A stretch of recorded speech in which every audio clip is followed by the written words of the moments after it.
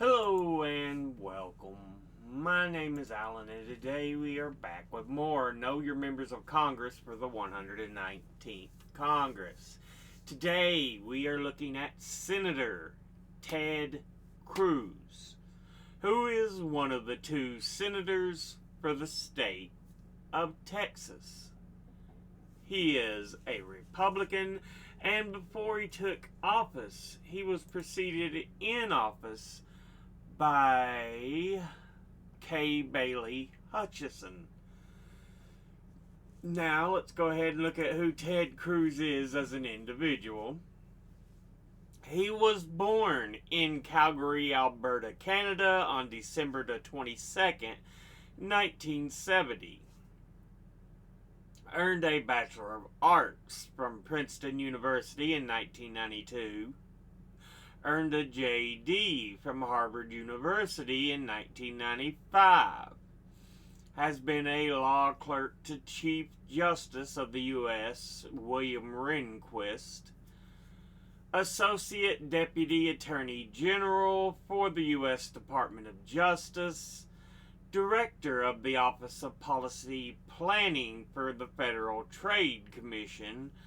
Solicitor General of Texas, 2003 to 2008, has been a lawyer before being elected as a Republican to the Senate in 2012 for the term commencing January 3rd, 2013, and re-elected in 2018 and again in 2024 for the term ending January 3rd, 2031.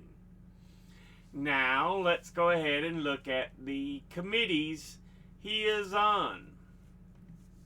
He is on the Committee on Commerce, Science, and Transportation, of which he is chairman, of which he's on the Subcommittee on Aviation, Space, and Innovation, the Subcommittee on Coast Guard, Maritime, and Fisheries, the Subcommittee on Consumer Protection, Technology, and Data Privacy, the Subcommittee on Science, Manufacturing, and Competitiveness, the Subcommittee on Surface Transportation, Freight, Pipelines, and Safety, and the Subcommittee on Telecommunications and Media. He's on the Committee on Foreign Relations, of which he's on the Subcommittee on Africa and Global Health Policy, of which he is chairman, the Subcommittee on Near East, South Asia, Central Asia, and Counterterrorism, and the Subcommittee on Western Hemisphere, Transnational Crime, Civilian Security, Democracy, Human Rights, and Global Women's Issues. He's on the Committee on Rules and Administration. And he's on the Committee on the Judiciary, of which he's on the Subcommittee on Border Security and Immigration, the Subcommittee on Crime and Counterterrorism, the Subcommittee on the Constitution, and the Subcommittee on Federal Courts, Oversight, Agency Action, and Federal Rights, of which he is chairman. Now, let's go ahead and look at his top 5 individual donors and contributors over this last election cycle. At the top, number 1, we have AIPAC, the American Israel Public Affairs Committee, which is a pro-Israel lobbying group that advocates its policies to the legislative and executive branches of the U.S. and is one of several pro-Israel lobbying groups in the nation and has been called one of the most influential lobbying groups in the U.S. It was founded in 1954 by lobbyists for the Israeli government, partly to counter negative international reactions to Israel's Kibbutz massacre of Palestinian villagers that year, and became a powerful organization during the 1980s. In 2002, it expressed intent to lobby Congress to authorize the use of force in Iraq, and in 2003 it defended the Iraq War at AIPAC events. In 2005, Pentagon analysts pled guilty to espionage charges of passing U.S. government secrets to senior AIPAC officials in what became known as the AIPAC espionage scandal. It is a vile, horrible, sickening group and bribes both frickin' parties. It should not exist. Altogether, they have donated $562,877, and once again, that's AIPAC. Next, at number 2, we have the Senate Conservatives Fund, and they are a U.S. PAC that supports conservative Republican Party candidates in primaries and general elections, and primarily focuses on supporting U.S. Senate candidates, and was founded by then U.S. Senator Jim DeMint of South Carolina in 2008. Altogether, it has donated $267,076, and once again, that's the Senate Conservatives Fund. Next, at number 3, we have Herzog, and they are a company that provides rail construction services and constructs new tracks and rehabilitation, station, bridge, and design projects, and serves clients in the state of Missouri. I would assume elsewhere too, but I'm not sure on that, though they are headquartered in St. Joseph, Missouri, and was established in 2002 as a joint venture between Herzog Transit Services and Stagecoach Group. And in 2004, Herzog bought out Stagecoach, and the company became a wholly owned subsidiary of Herzog Transit Services.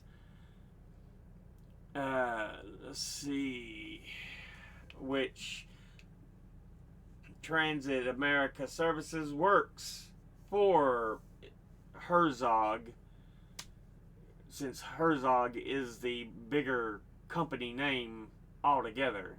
So yeah.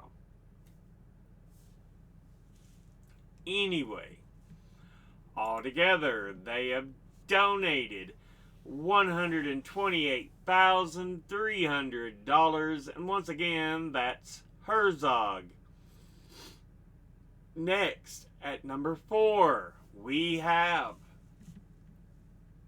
the Club for Growth, and it is a 501c4 political organization active in the U.S. with a fiscally conservative agenda focused on tax cuts and other economic policy issues.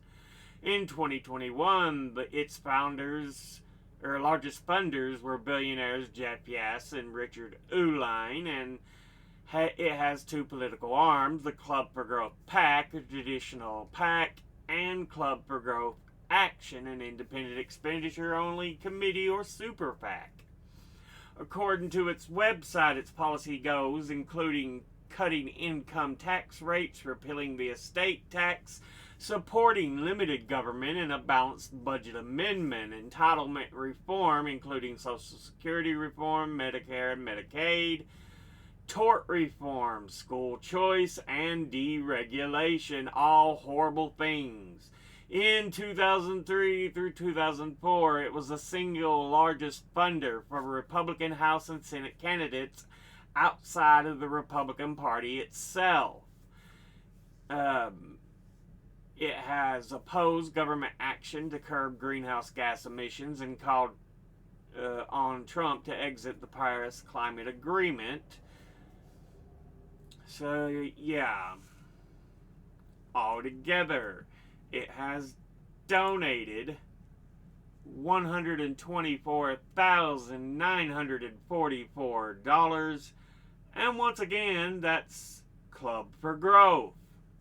Finally, in 5th, we have Republican Jewish Coalition.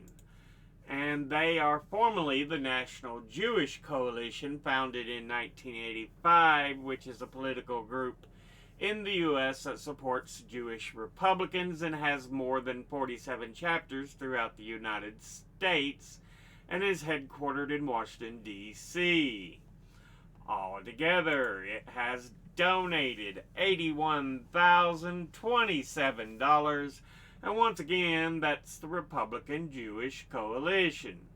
Now, let's go ahead and look at the top 5 industry donors and contributors over the last election cycle. At the top, number 1, we have Retired, who altogether have donated $25,279,589.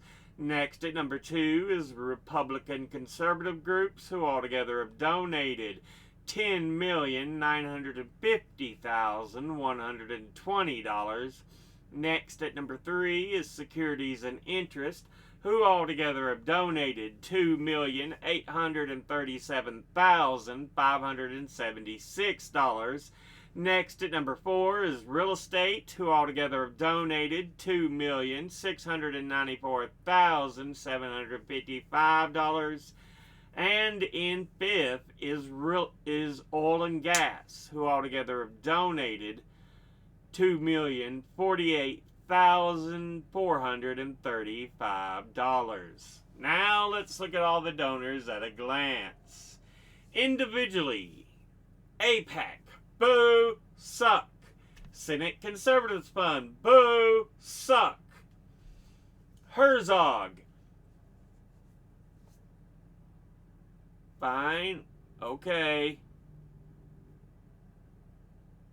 Club for Growth, boo, suck. Republican Jewish Coalition, oh, just because I have a sinking suspicion that it's not about being Jewish, it's about hurting people. Industry-wise, Retired, great, absolutely wonderful. Republican conservative groups, boo, suck. Securities investment, boo, suck. Real estate, ooh. Oil and gas, ooh. Yeah, they suck balls. Overall, they just suck absolute balls. But somehow I'm not surprised. Altogether, this has been a look at Senator Ted Cruz, who is one of the 2 senators for the state of Texas. As always, educate thyself. Think, read, study, learn. Someone tells you something you have trouble believing, ask them to cite their sources. I'll be putting my links and sources in the description box below the video.